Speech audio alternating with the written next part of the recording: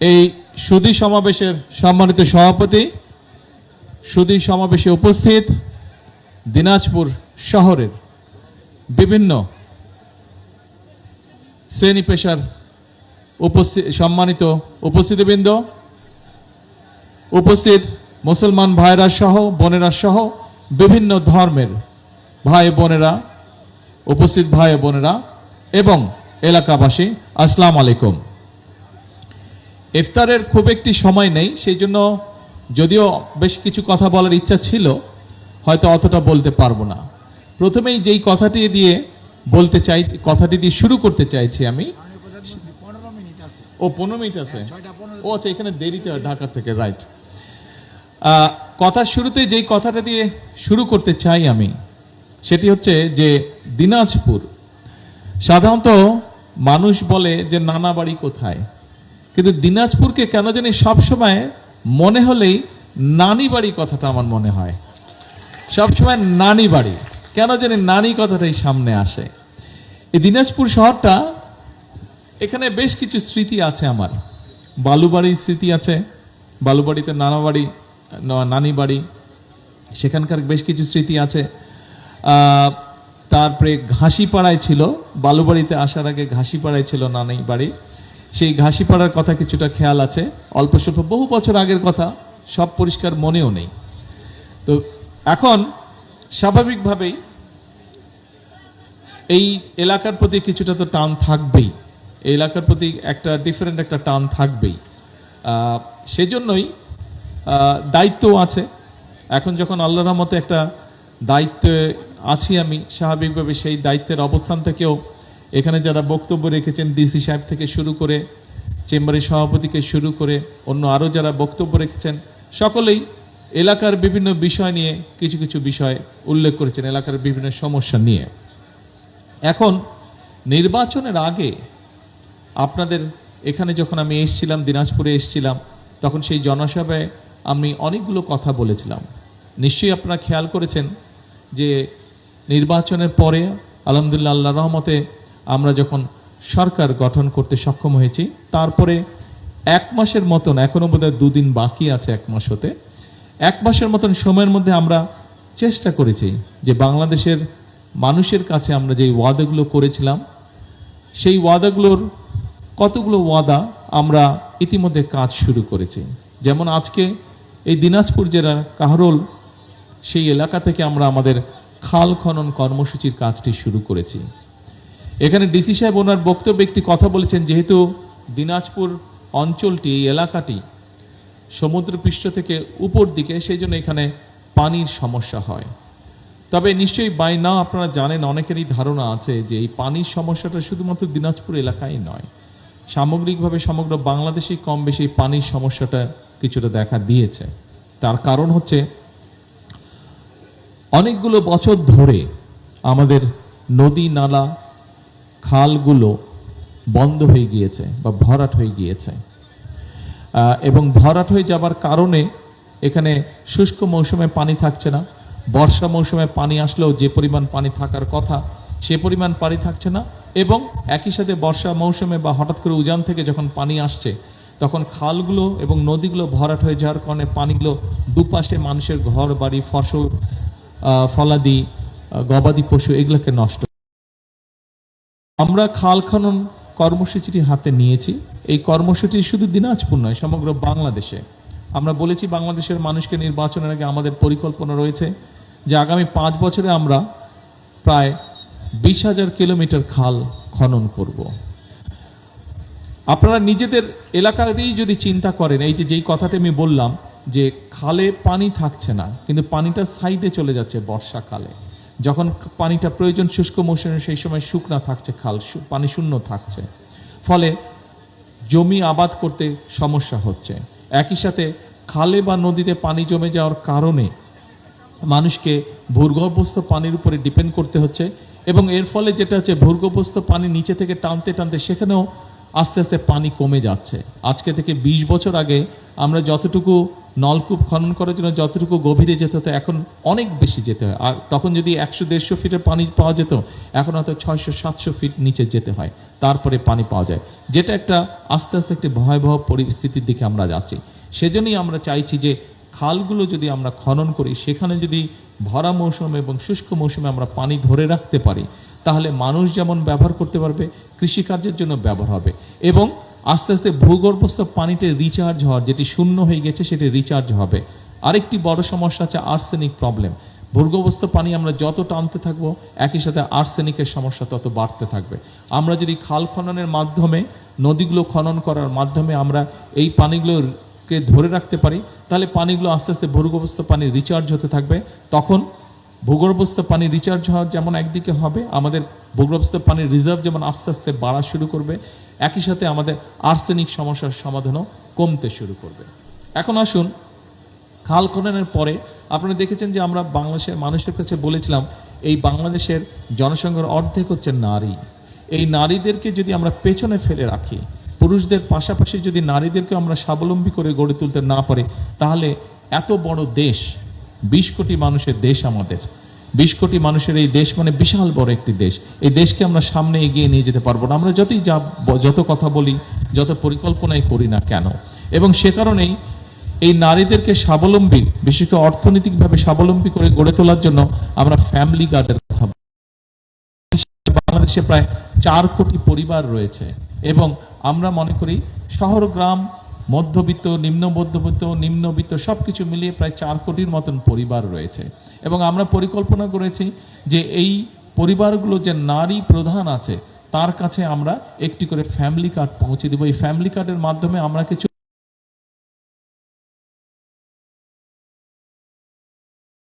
সম্মানী বা সহায়তা আমরা সরকার বা রাষ্ট্রের পক্ষ থেকে আমরা তাদেরকে দিতে চাই। কারণ আমরা মনে করি অবশ্যই এইটি সবাই পাবেন। আমাদের বিভিন্ন সোশ্যাল বেনিফিট নেটওয়ার্ক যেগুলো আছে, সোশ্যাল সেফটি নেটওয়ার্ক আছে, এখানে আমরা দেখেছি যে বিভিন্ন ক্যাটাগরির মানুষ বিভিন্ন কিছু পেয়ে থাকেন, কিন্তু সেখানে একই সাথে আরেকটি সমস্যা দেখা দিয়েছে যে অনেকের যেটা পাওয়া উচিত না, তারা সেইটি পাচ্ছেন, ফলে সেখানে একটা দুর্নীতির বিষয় রয়ে যাচ্ছে। সেই ফ্যামিলি কার্ডটিকে আমরা ইউনিভার্সাল করেছি, অর্থাৎ সকল নারী এটি পাবেন।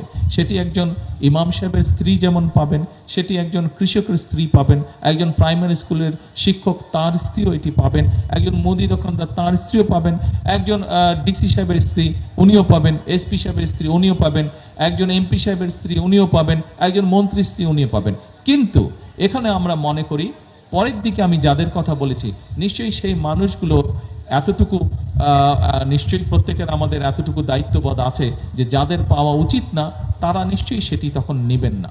তার ফলে যেটি হবে, যাদের আসলেই পাওয়া উচিত সেই পরিবারগুলোর কাছে আমরা সেই সহায়তাগুলো পৌঁছে দিতে পারবো। আমরা ফ্যামিলি কার্ডের পাইলট প্রজেক্টটি শুরু করেছি। আপনারা নিশ্চয়ই কম বেশি আপনাদের অনেকেরই ধারণা আছে যে সরকারের কোনো কাজ যখন শুরু করতে হয়, এই ধরনের কাজ, তখন পাইলট প্রজেক্ট প্রথমে করতে হয়। সরকারের কিছু নিয়ম কারণ আছে, পাইলট প্রজেক্ট করতে হয়। সেই পাইলট প্রজেক্টের অধীনে আমরা অলরেডি এর মধ্যেই ফ্যামিলি কার্ডের কাজ শুরু করেছি, এবং দিনাজপুরে আমরা আমাদের দিনাজপুর 6তে আমরা এই ফ্যামিলি কার্ডের যে পাইলট প্রজেক্ট শুরু করেছি। 10টি জায়গায় আমরা বাংলাদেশের 14টি জায়গায় 15টি জায়গায় আমরা শুরু করেছি পাইলট প্রজেক্ট। তার মধ্যে দিনাজপুর 6, অর্থাৎ আমাদের ডাক্তার জাহিদ সাহেবের যে এলাকাটায়, সেখানে আমরা শুরু করেছি। বাংলাদেশে টোটাল 37,000 মানুষকে আমরা এই ফ্যামিলি কার্ডের আওতার মধ্যে নিয়ে এসেছি। এটি আমাদেরকে একটি সময়, কয়েক মাস সময়, 2 মাস 3 মাস সময় দেখতে হবে এটির কি ফলাফল হয়। সরকারের কিছু নিয়ম কারণ আছে যেটি আমি আগে উল্লেখ করছি। তারপরে আমরা ধীরে ধীরে আস্তে আস্তে এটির প্রসার আমরা বাড়াতে থাকব। অর্থাৎ আমাদের যেই কমিটমেন্ট ছিল এবং যেই লক্ষ্য, অর্থাৎ বাংলাদেশের নারীদেরকে এম্পাওয়ার্ড করা, তাদেরকে স্বাবলম্বী করে তোলা, এটি আমরা ধীরে ধীরে এই কাজ শুরু করেছি। আপনারা দেখেছেন যে আমরা, আপনাদের নিশ্চয়ই মনে আছে, আমরা আরেকটি কথা বলেছিলাম যে আমরা যেরকম সমাজের ছাত্রদের জন্য কাজ করছি, পরিকল্পনা নিয়েছি, আমাদের নারীদের জন্য পরিকল্পনা নিয়েছি, সমাজের বিভিন্ন শ্রেণী পেশার মানুষের জন্য পরিকল্পনা নিয়েছি, কৃষকদের জন্য পরিকল্পনা নিয়েছি। একইভাবে আমাদের একটি পরিকল্পনার অংশ ছিল, আমাদের এই সমাজে এক ধরনের মানুষ আছেন যারা আমাদেরকে বিভিন্ন সময় বিপদে আপদে বিভিন্ন সময় পরামর্শ দিয়ে থাকেন, যারা আমাদের জন্ম থেকে মৃত্যু পর্যন্ত থাকেন। কারা সেই মানুষগুলো?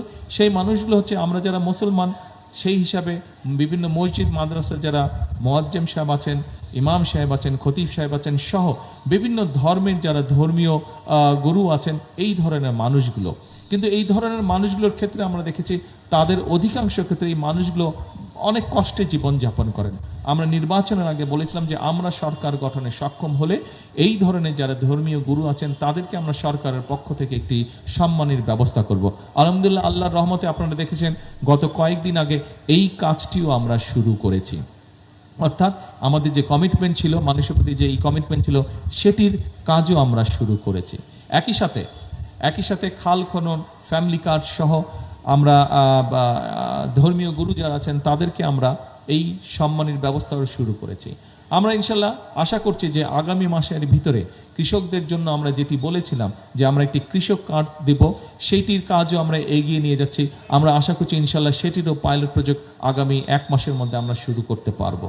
আপনাদের নিশ্চয়ই মনে আছে এখানে কয়েকজন বক্তব্য দিয়েছেন, ডিসি সাহেব এখানে বক্তব্য দিয়েছেন, উনি ওনার বক্তব্যে বলেছেন কৃষকের কথা, এখানে আমের কথা উনি বলেছেন, লিচুর কথা বলেছেন, টমেটোর কথা বলেছেন, আমাদের জাহাঙ্গীর আলু এবং টমেটোর কথা খুব সম্ভব বলেছে। অর্থাৎ দোয়া করতে হবে, রাইট। এখানে এটা কৃষি এলাকা, কাজে কৃষি এলাকা হিসাবে স্বাভাবিকভাবেই এখানে আমাদের কতগুলো পরিকল্পনা নিতে হবে যাতে এই কৃষি পণ্য এবং কৃষকদের সহযোগিতা করতে পারে। আপনাদের নিশ্চয়ই অনেকের ধারণা আছে এবং আপনারা পত্রপত্রিকা পড়েছেন, আমরা বলেছিলাম যে আমরা কৃষকদের 10,000 টাকা পর্যন্ত কৃষি ঋণ মওকুফ করব। আলহামদুলিল্লাহ, আল্লাহর রহমতে আমরা সরকার গঠনের 1 সপ্তাহের মধ্যে এই কাজটি আমরা করেছি, সেটিও আমরা করেছি। আমি বক্তব্য শেষ করব, এখানে মোনাজাত হবে, আমাদের ইফতারের টাইম, সবাই ইফতারের জন্য অস্থির আছে।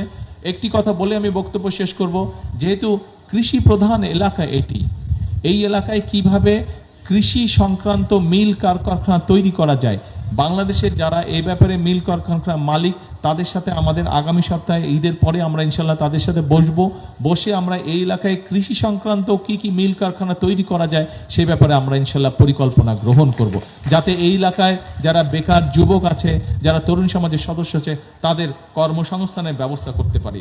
এখানে একটি কথা এসছে যে বিভিন্ন, যেমন লিচু বলেন, আলু বলেন, টমেটো বলেন, আম, এগুলির কোল্ড স্টোরেজের কিছু ব্যাপার আছে।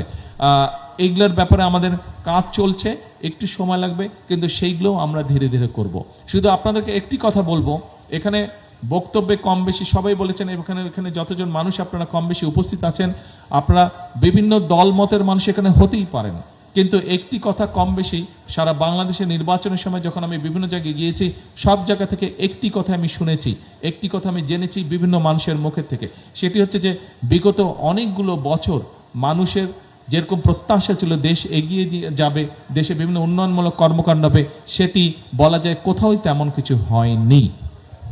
কাজেই আমাদেরকে, আপনাদের সকলকে আমি আজকে অনুরোধ করব, এই ইফতার আগে অনুরোধ করব, দেখুন দেশটি আমাদের, এই দেশটিকে যদি গড়তে হয় আমাদের সকলকেই পরিশ্রম করার মাধ্যমে এই দেশটিকে গড়তে হবে।